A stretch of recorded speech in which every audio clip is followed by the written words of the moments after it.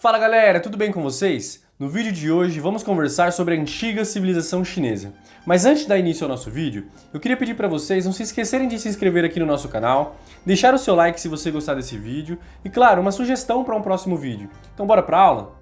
O homem habitava a China há quase 2 milhões de anos, mas vestígios arqueológicos indicam que os primeiros sinais de civilização só apareceram bem mais tarde, no início do período Neolítico, por volta de 7000 a.C. Os domínios da antiga civilização chinesa variaram ao longo do tempo, mas sempre ocupando uma extensão menor do que o território atual hoje da China, tá legal? O núcleo central dessa civilização, onde surgiram as primeiras aldeias, era o Vale do Rio Amarelo. É uma área de terras férteis e ricas em reservas minerais. Nessas terras, agricultores já cultivavam arroz e também uma espécie de cereal desde 6000 a.C. Assim como aconteceu com os povos da Mesopotâmia, as comunidades que se fixaram ao longo do Rio Amarelo planejavam sua vida de acordo com os calendários das inundações.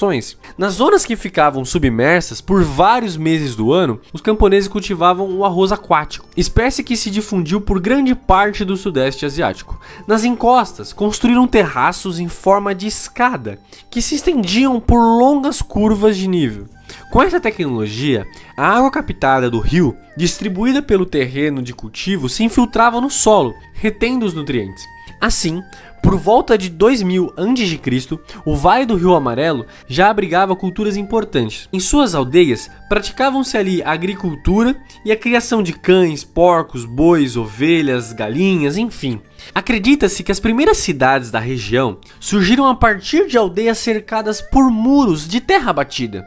Um texto do século II a.C. conta que a história da civilização chinesa começou com um governo de 3 deuses, que foram sucedidos por 5 imperadores. Segundo a lenda, eles teriam sido seres poderosos, virtuosos, sábios, que trouxeram um certo desenvolvimento, paz e a prosperidade aos povos da China. Esse antigo mito chinês corresponde ao período em que as aldeias cresceram e se formaram pequenos estados caracterizados pela divisão social entre nobres, guerreiros e camponeses, tá legal? Segundo a tradição, a primeira dinastia chinesa, a dinastia Xia, teria sido fundada aproximadamente em 2200 a.C.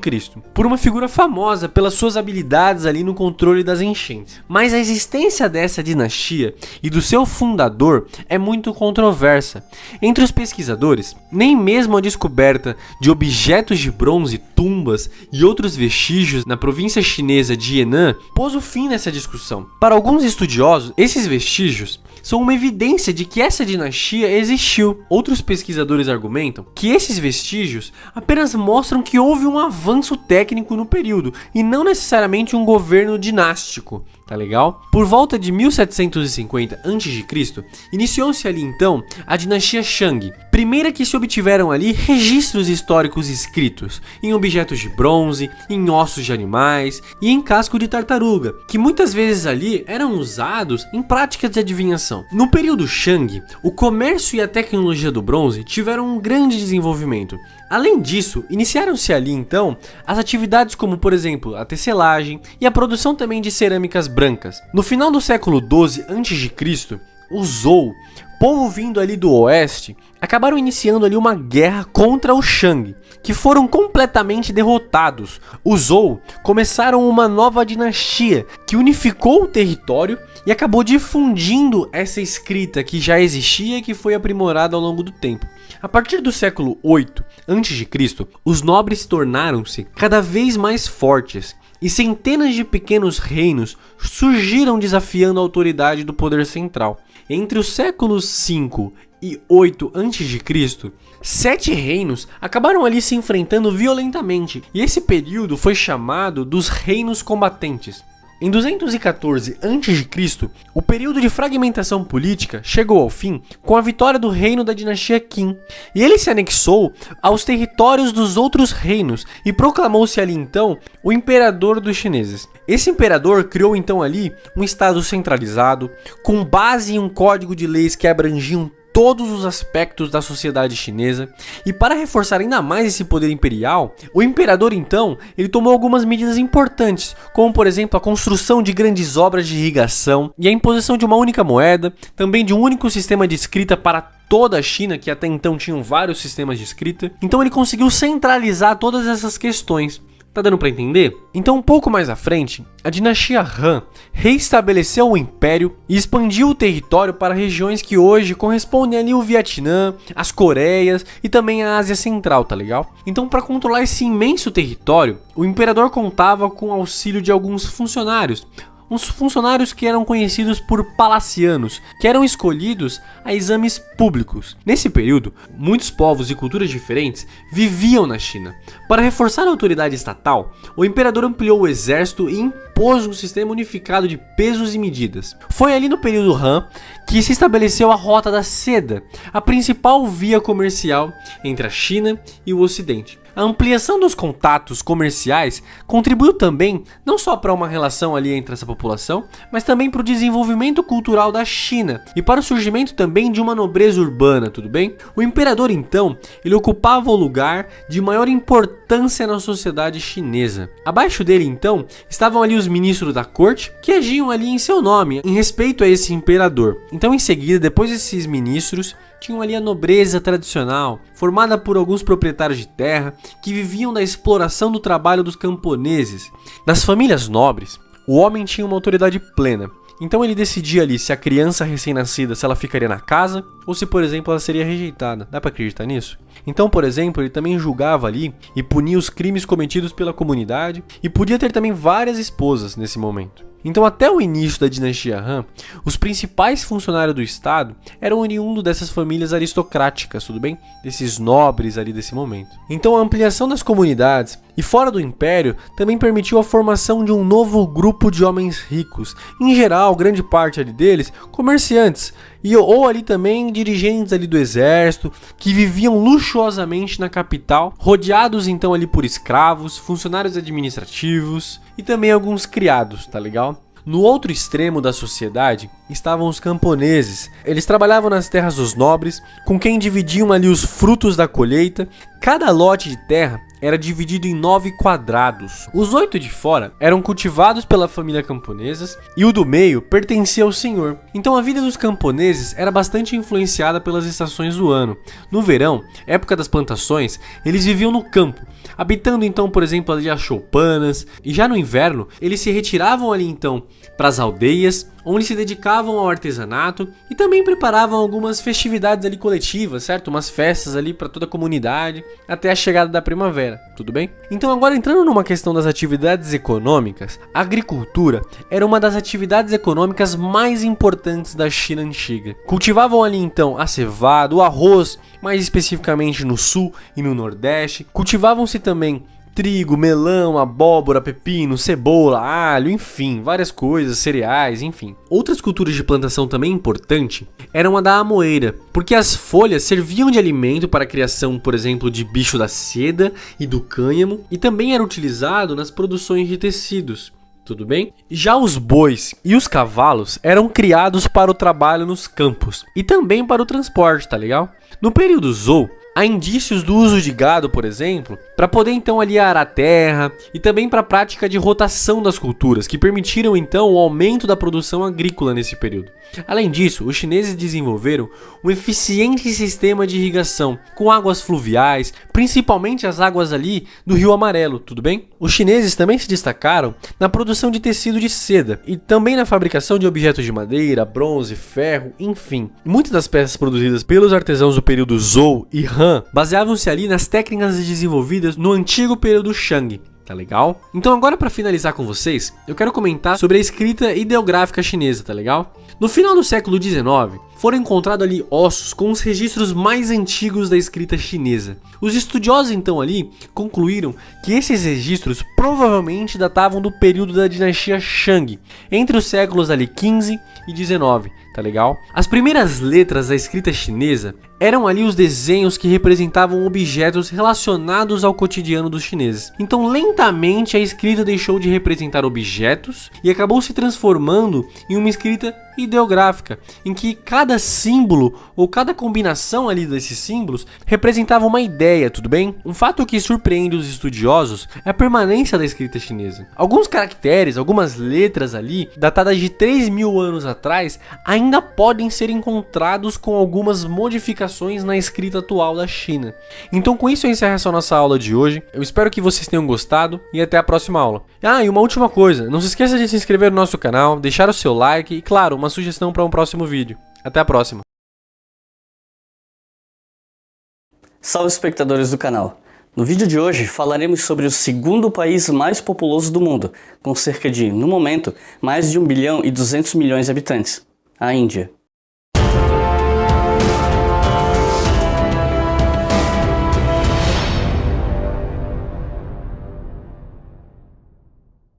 Esse é apenas o segundo vídeo dessa série História das Nações. O feedback sobre o primeiro vídeo, a respeito do Egito, foi muito bom, melhor do que eu esperava até. Então eu espero que esse dê conta do recado. Mas antes de começar, caso você não seja inscrito, peço que você inscreva-se no canal. Tem vídeo aqui toda semana, às vezes até 2 por semana, então se você for inscrito e conferir o seu feed de inscrições periodicamente, não vai perder nada. Ou você pode marcar o ícone do sininho ali embaixo, do lado do botão de inscrição, para ser notificado sempre que um vídeo novo sair.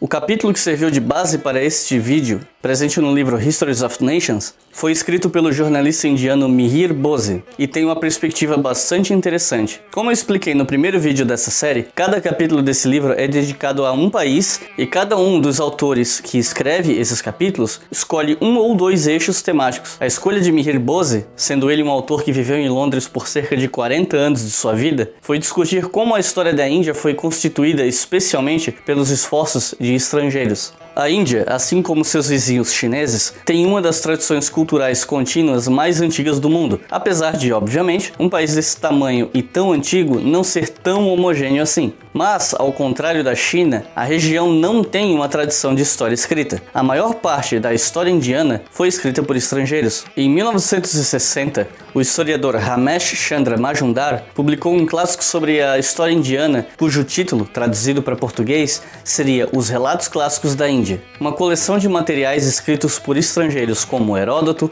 Megasthenes, Plutarco, Arriano, Plínio e Ptolomeu. Os primeiros registros conhecidos da história indiana só começam a aparecer com a chegada dos muçulmanos na região. Dos cerca de 4.000 anos de história anteriores, apenas esses registros estrangeiros existem, sendo a exceção a crônica Rajatarangini, um relato parte histórico, parte mitológico. Como eu já expliquei naquele vídeo sobre o que é um documento histórico, mesmo narrativas mitológicas podem ser usadas como fonte. No entanto, esse tipo de fonte tem muitos limites, especialmente no que concerne a procurar informações mais factuais dos eventos ocorridos no passado, ainda que tenham muita utilidade para responder a outras dúvidas dos historiadores. Quando esse autor que eu citei anteriormente, Majumdar, fala que os muçulmanos trouxeram a história para a Índia, ele está fazendo referência a um livro clássico escrito por Al-Biruni, chamado simplesmente Índia. Al-Biruni foi um acadêmico que visitou a Índia no século XI, acompanhando Mahmud de Ghazni, imperador do Império Ghaznevida. Al-Biruni escreveu seu livro enquanto seu mestre matava e escravizava hindus, roubando suas riquezas e seus templos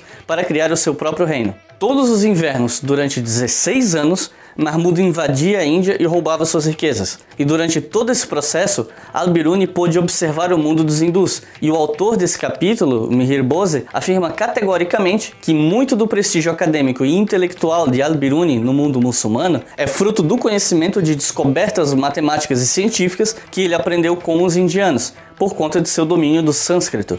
Até mesmo o nome Índia foi dado por estrangeiros. Os persas e os gregos, tentando definir o povo que vivia ao longo do rio Sindo, acabaram criando uma corruptela desse nome, mudando para Indo. E ao tentar definir os habitantes da região do rio Indo, as línguas persa e grega divergiam. O termo persa ficou sendo Hindu, e no grego, Índia. Então, Índia é um jeito de se referir ao recorte geográfico, e hindu se tornou a palavra que define a religião do povo que habita essa região. Muitos séculos depois, os orientalistas europeus chamaram a religião de hinduísmo, por entender que os hindus não tinham um nome para sua religião, quando na verdade eles tinham. Eles a chamavam de Sanatan Dharma, ou o caminho eterno. Até mesmo a história mais popular da independência da Índia, publicada em 1975 e chamada Liberdade à Meia-Noite, foi escrita por 2 jornalistas estrangeiros, um da França e um dos Estados Unidos. Depois de sua independência, conseguida em 1947, o país não mudou seu nome dado por estrangeiros. Ao invés disso, decidiu usar 2 nomes,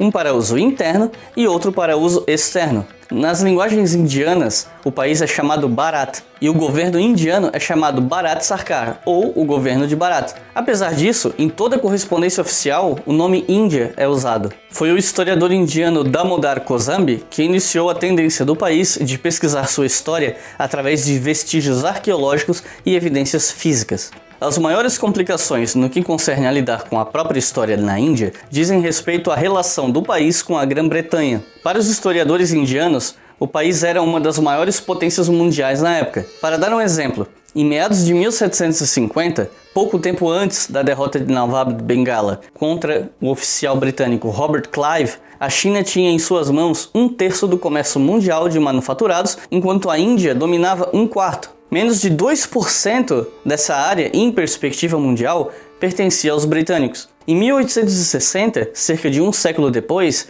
os britânicos já tinham 20% do controle de manufaturados mundial, enquanto a Índia tinha caído para 8,6%. Em 1900, apenas 40 anos depois, o Reino Unido tinha o domínio de 18,6% do comércio mundial de manufaturados, enquanto a Índia caiu para 1,7%. Mais ou menos nesse período entre o fim do século XVIII e começo do XIX, William Jones, que era um acadêmico dedicado aos estudos do sânscrito, e Warren Hastings, que era governador-geral da Índia, empreenderam o trabalho de tentar desenterrar a história da Índia. William Jones, que ficou conhecido como Oriental Jones, fundou com a ajuda de Hastings a Sociedade Asiática da Índia e iniciou uma longa tradição de estudos britânicos na Índia. Por um lado, beneficiando os indianos no estabelecimento dos estudos acadêmicos no país, mas por outro lado, não aceitando nenhum indiano na sociedade asiática, nem mesmo participando de reuniões. Ou seja, uma organização para estudar a história da Índia que não tinha indianos e nem os aceitava.